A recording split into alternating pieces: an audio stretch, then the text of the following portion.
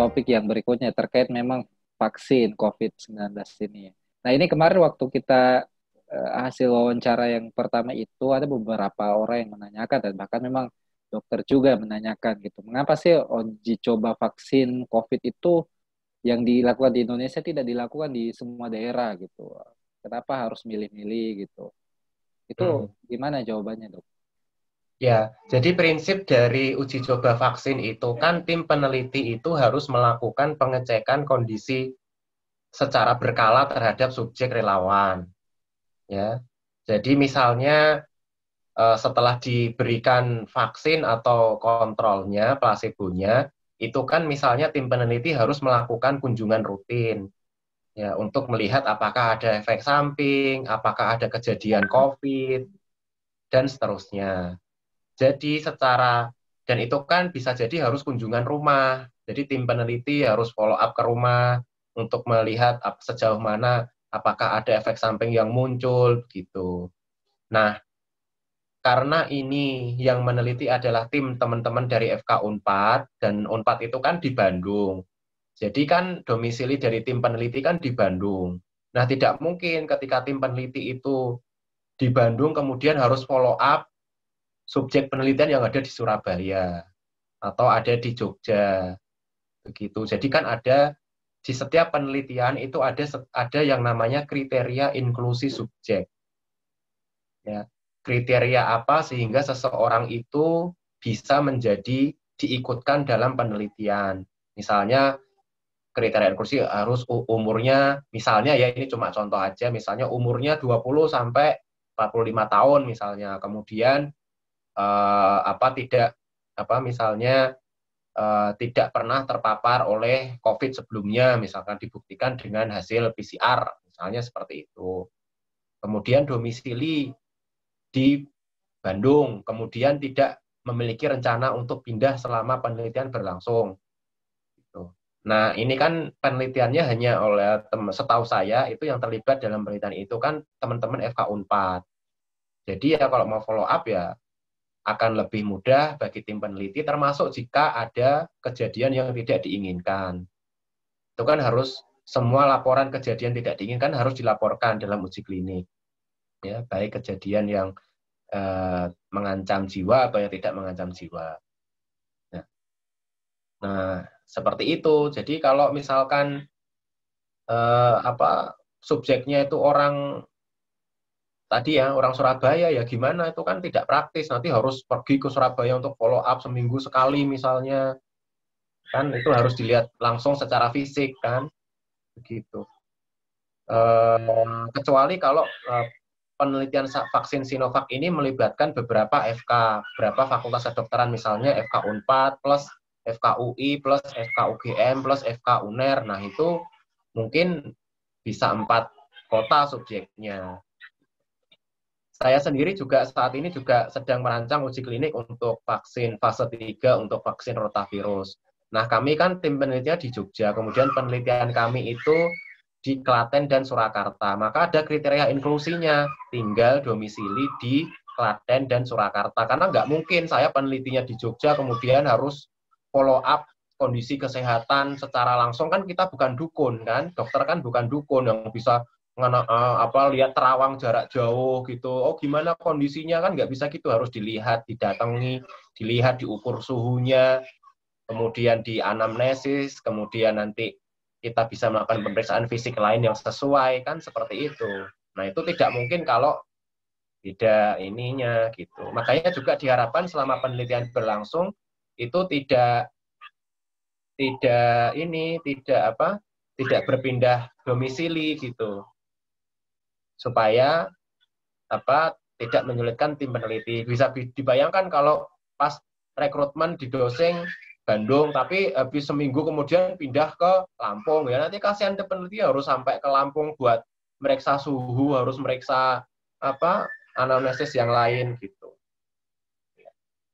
Kira-kira bayangannya gitu. Jadi mengapa uji klinik itu bukan suatu penelitian yang mudah gitu? Karena apa? Karena semua tim peneliti itu harus dilatih semua protokol. Kita harus mematuhi etik yang berlaku. Karena ini kan subjek manusia, bukan hewan.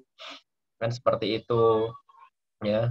Sehingga tim peneliti harus kemudian harus patuh terhadap protokol, misalkan harus diamati sekian hari, harus kunjungan rumah, atau kemudian harus dosis ulangan ke rumah sakit, harus dicek lab ini, lab itu, kan juga harus dipatuhin semua. Kan seperti itu. Kalau misalkan harus butuh cek lab misalnya, ya kalau di subjeknya di Surabaya ya masa harus datang ke Bandung buat cek lab, kan nggak mungkin seperti itu. Ya jadi bayangannya seperti itu memang. Ya, baik. Jadi memang lebih Ya.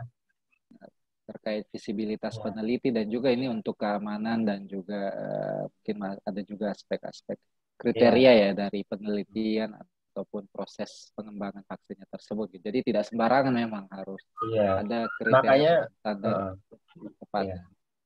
Ya makanya kan ada sebagian netizen itu yang kadang yang saya lihat komennya tuh nyinyir ke saya, loh kok dokter Hakim nggak mau jadi subjek loh. Kalau misalnya saya masuk kriteria inklusi, teman-teman Unpad mau follow up saya sampai Jogja, ngasih saya vaksinnya vaksin atau plastiknya, saya mau gitu.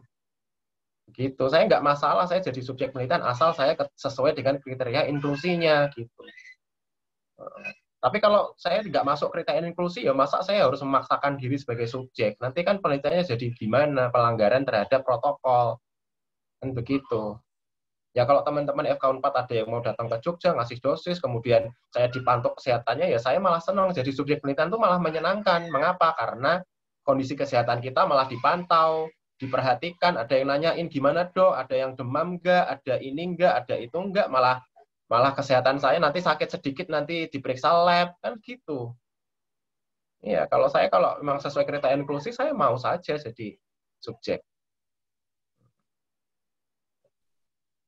Ya, bahkan kemarin itu dok saya sempat mendapat info dari grup-grup dokter ya bahwa ini mengeluarkan surat untuk dokter-dokter agar bisa menjadi maksudnya untuk menjadi partisipan dalam uji coba itu, tapi katanya ya tingkat partisipasinya itu sedikit gitu.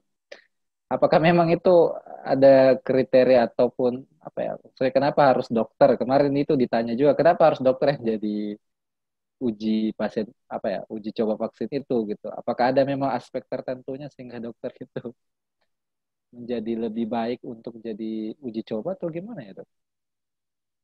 Jadi prinsip dari kita mengikuti sebuah penelitian itu kan harus ada informed consent.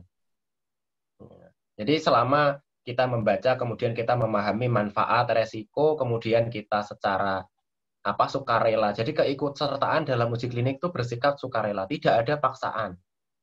Bahkan di tengah-tengah kita merasa itu resikonya lebih besar, itu boleh untuk berhenti di tengah-tengah. Itu adalah kebebasan. Jadi berbeda dengan penelitian zaman dulu ya, yang dimana itu tidak ada kemerdekaan bagi orang, itu ada paksaan. Itu tidak boleh ada dalam uji klinik. Itu pelanggaran etis namanya. Jadi kalau ya itu sekali lagi, sebetulnya dalam uji klinik itu tidak kemudian kita mengharapkan populasi tertentu, ya. Jadi asal tadi ada sesuai dengan kriteria inklusi yang ditetapkan oleh protokol uji klinik dan kita sesuai dengan kriteria inklusi tersebut, ya kita berarti bisa untuk diikutkan gitu. Selama kita bersedia secara sukarela untuk mengikuti suatu penelitian uji klinik gitu. Ya, baik dok. Ya, mudah-mudahan ini bisa memberikan pencerahan bagi siapapun yang menonton dan juga menyaksikan. Jadi kalau misalnya sampai ada pemaksaan, itu adalah pelanggaran etik yang berat. Jadi kalau sampai ada pemaksaan untuk keikutsertaan dalam uji klinik, itu adalah pelanggaran etik berat oleh tim peneliti. Karena prinsip mengikuti uji klinik itu bersikap sukarela. Subjek itu independen, dia boleh memutuskan mau atau tidak mau. Makanya ada yang namanya informed consent. Peneliti itu harus terbuka. Ini adalah penelitian, tidak boleh penelitian ngomong ini vaksin yang sudah diedarkan, itu nggak boleh. Penelitian ya penelitian. Kita jelaskan ini penelitiannya ini, produk penelitiannya ini, manfaatnya kemungkinan ini, kemungkinan ada efek samping yang timbul ini. Kemudian kalau ada timbul efek samping nanti langkah tim penelitinya apa gitu kan, ada SOP-nya semua itu. Jadi kalau misalkan ada kejadian tidak diinginkan itu harus menyiapkan SOP-nya. Baik dia itu rawat jalan atau rawat di rumah sakit. Seperti itu. Nah, kalau subjeknya itu sudah membaca dengan jelas, dia memahami tujuan penelitian, kemudian dia mau diapakan saja setelah diberi produk penelitian, misalkan dia diambil darahnya berapa kali, misalnya seperti itu, selain diambil darah, diambil sampel apa saja, itu semua harus dijelaskan secara terbuka di awal rekrutmen, ya resiko-resikonya, baru nanti subjek menentukan saya bersedia untuk mengikuti uji klinik ini, seperti itu.